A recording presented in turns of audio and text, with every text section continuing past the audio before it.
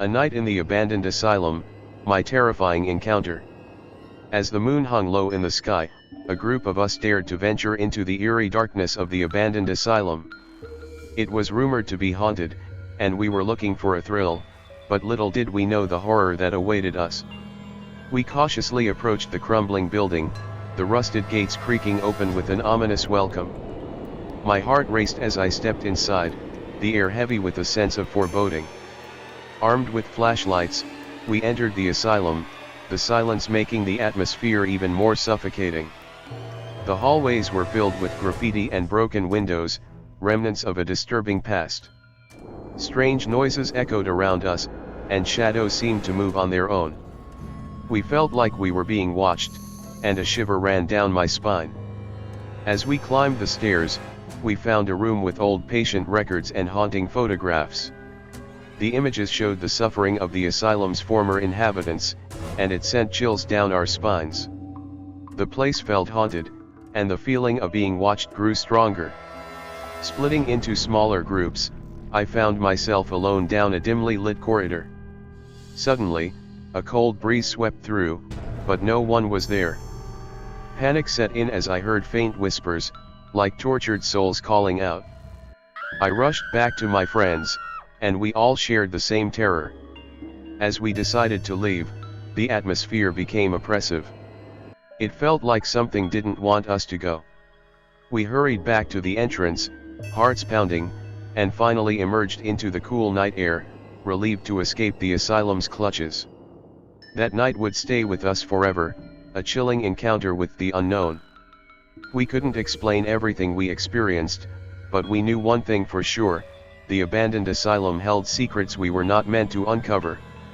It was a night of true terror, and none of us would ever forget it. The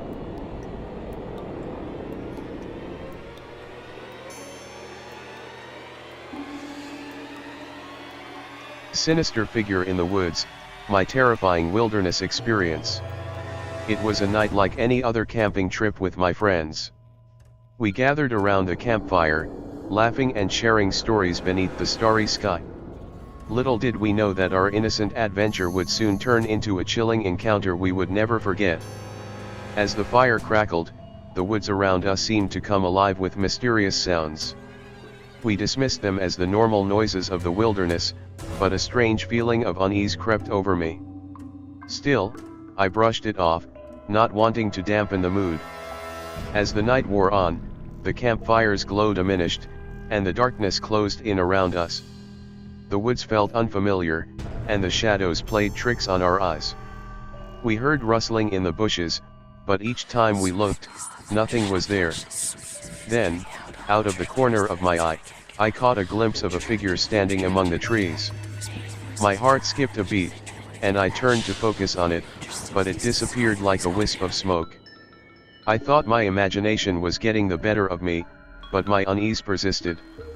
As we settled into our tents for the night, an eerie silence descended upon the forest. The woods, once full of life, now seemed empty and haunting. I struggled to fall asleep, my mind plagued with thoughts of the mysterious figure. In the dead of night, a rustling sound outside my tent jolted me awake. Fear gripped me as I listened intently. My heart pounded in my chest as the rustling grew louder, closer. My mind raced with thoughts of what could be lurking just beyond the thin fabric of my tent. Then, a soft whisper pierced the darkness, chilling me to the bone. My breath caught in my throat, and I dared not move. The whisper sounded like a distant, haunting melody, sending shivers down my spine.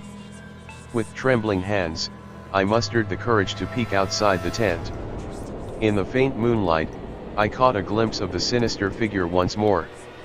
Its eyes glowed with an otherworldly light, and its presence exuded an aura of malevolence. Paralyzed with fear, I retreated back into my tent, praying for the dawn to come swiftly. The night seemed to stretch on forever, and the whispers persisted, surrounding us like a haunting symphony. As the first light of dawn finally broke through the trees, the sinister figure vanished into the shadows. The woods returned to their usual tranquility, as if the night's horrors had been nothing but a bad dream. Shaken and in disbelief, my friends and I quickly packed up our campsite and made our way back to civilization. We didn't speak much about what had happened that night, but the memory of the sinister figure in the woods would forever haunt my dreams. To this day, I can't explain what we encountered that night, but one thing is certain: the woods hold secrets, and the darkness hides more than we can ever comprehend. The sinister figure remains etched in my mind, a chilling reminder of the unknown terrors that may lurk within the wilderness.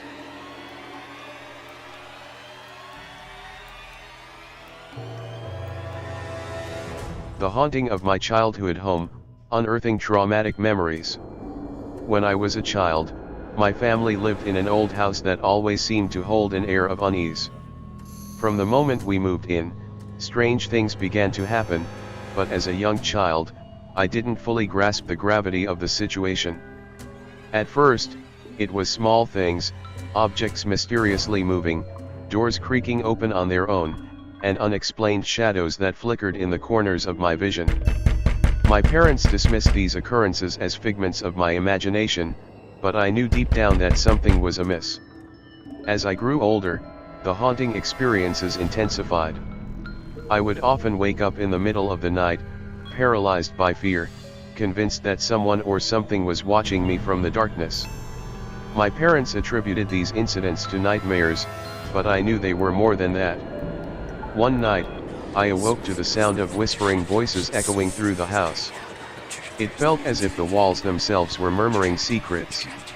I mustered the courage to investigate, and as I approached the source of the whispers, the temperature dropped, and an overwhelming feeling of dread washed over me. In the years that followed, the house seemed to feed on our fear. It became a place of constant tension and anxiety. My family members started having inexplicable nightmares and restless nights. We would often hear footsteps in empty rooms and the sound of doors slamming shut on their own. The most chilling experience came one stormy night when I was alone in my room. A dark figure appeared at the foot of my bed, its features obscured by shadows. My heart pounded as it seemed to glide closer, and I felt an icy grip around my throat, making it difficult to breathe. I screamed for my parents, and they rushed into my room, but the figure had vanished. They assured me it was just a bad dream, but the terror I felt was all too real. As the years passed, the hauntings only intensified. I became consumed by a constant feeling of dread and a sense of being watched.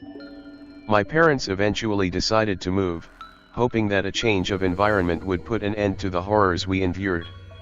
Leaving that house was a relief, but the trauma of our experiences followed us. As an adult, I couldn't help but wonder what had haunted our childhood home. Had it been a malevolent spirit, or was the house itself tainted by a dark history we were unaware of? The memories of that haunted house still haunt me, leaving me with a lingering fear of the unknown. Though we left the physical space behind, the emotional scars remain. I have come to realize that sometimes the most haunting experiences are not of ghosts and apparitions, but the trauma that lingers within us, shaping our perceptions of the world and the unexplainable mysteries it holds.